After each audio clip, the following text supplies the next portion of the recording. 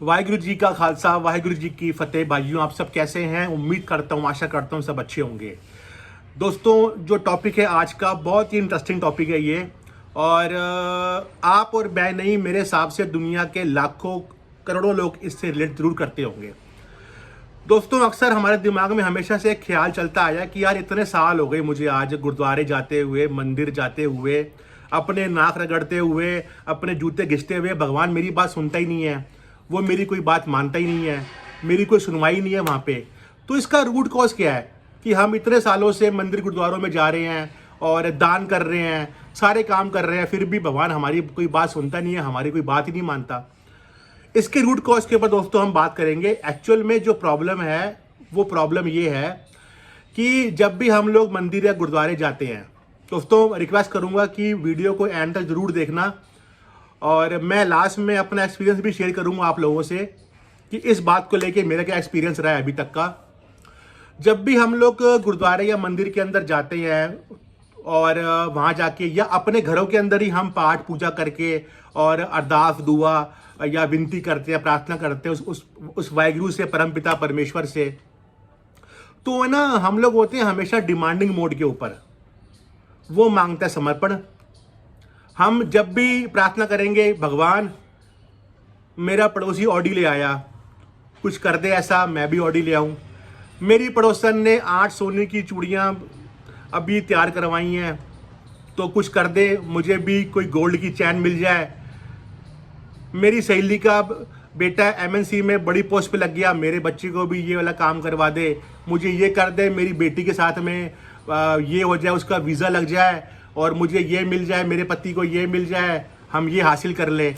हम होते हैं हमेशा डिमांडिंग मोड के ऊपर। वो मांगता है समर्पण, उसको चाहिए हमारा प्यार। हम ये सोचते हैं कि मंदिर गुरुद्वारे के अंदर जाके दान पेटियों में या गोलक के अंदर 100, 200, 500 रुपये डाल के हम ये सोचते हैं कि अब हमारी सारी डिमांड्स पूरी होनी चाहिए।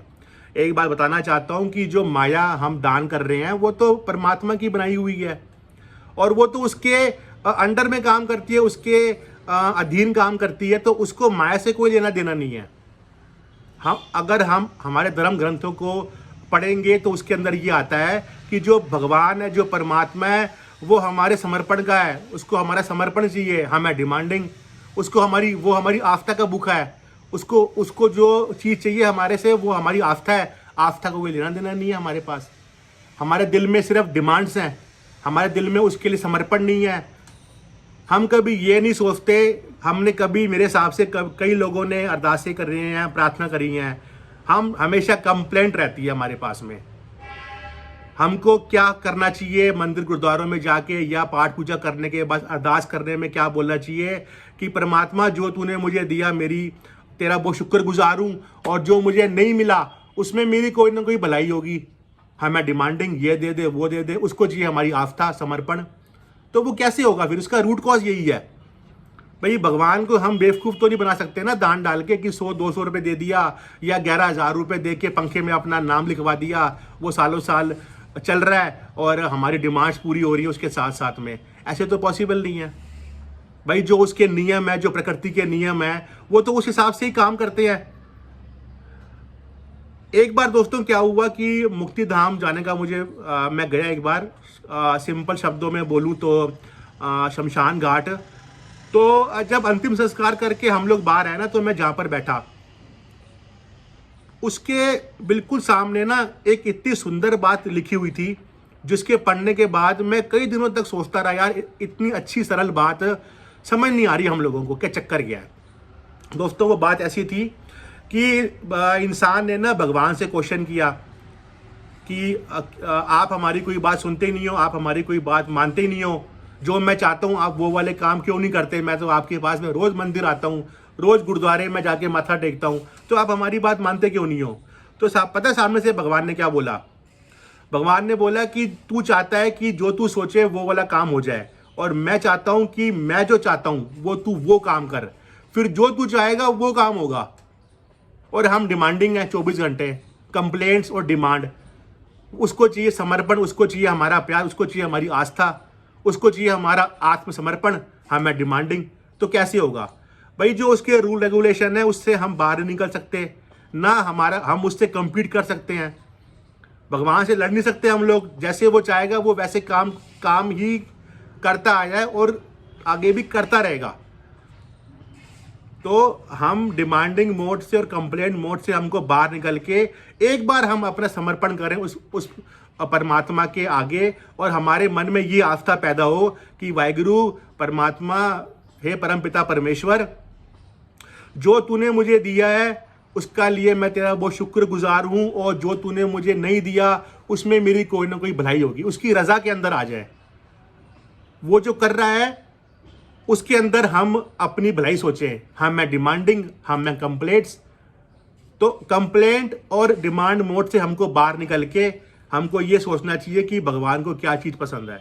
वो हमारी आस्था चाहता है, वो हमारा समर्पण चाहता है, और हमको क्या चाहिए, ऑडियाँ, प्रॉपर्टियाँ, सोने के गहने, एफडियाँ, विदेशों की सैरें, वो भी सब पॉसिबल है। लेकिन अगर आप उसकी रजा के अंदर खुश रहोगे तो जो आप चाहते हो ना वो आपको सब मिलता रहेगा। इसमें मैं आपको दोस्तों अपना पर्सनल एक्सपीरियंस शेयर करता हूँ, बिल्कुल भी झूठ नहीं बोलूँगा आपसे।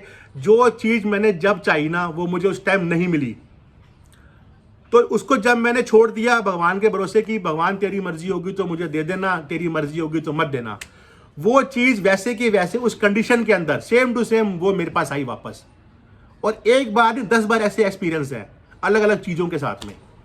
जब मैं उसके पीछे पड़ा रहा, मैं डिमांड करता रहा, मुझे वो नहीं मिला। जब मैंने उस चीज़ को भगवान के भरोसे छोड़ दिया तो वो चीज़ सेम कंडीशन में सेम टू सेम वही की वही वो मैंने हासिल की, मुझे भगवान ने दी। तो इसका रूट कॉज यही है कि हमको कंप्लेंट और डिमांड मोड से बाहर निकल के हमारी आस्था मजबूत करने की ज़रूरत है भगवान के प्रति, हमारी श्रद्धा। और हम जब भी गुरुद्वारे मंदिर के अंदर जाएं तो वहाँ जाके उसका शुक्र करें कि भगवान आज मैं जो हूँ वो तेरी जो तेरी कृपा की वजह से हूँ। हाँ, मैं कंप्लेंट्स, डिमांड, ये नहीं किया, वो नहीं दिया, ये नहीं दिया, वो नहीं दिया, उसको ये दे दिया, मुझे ये नहीं दिया, तो फिर आप करते रहो कंप्लेंट, डिमांड करते रहो। वो जो चाहेगा वही होगा। इसलिए हमको वो करना है जो भगवान चाहता है, फिर हम जो चाहेंगे भगवान वो काम करेगा। सत श्री अकाल। नानक नाम चढ़दी कला, तेरे पाने सरबत का भला।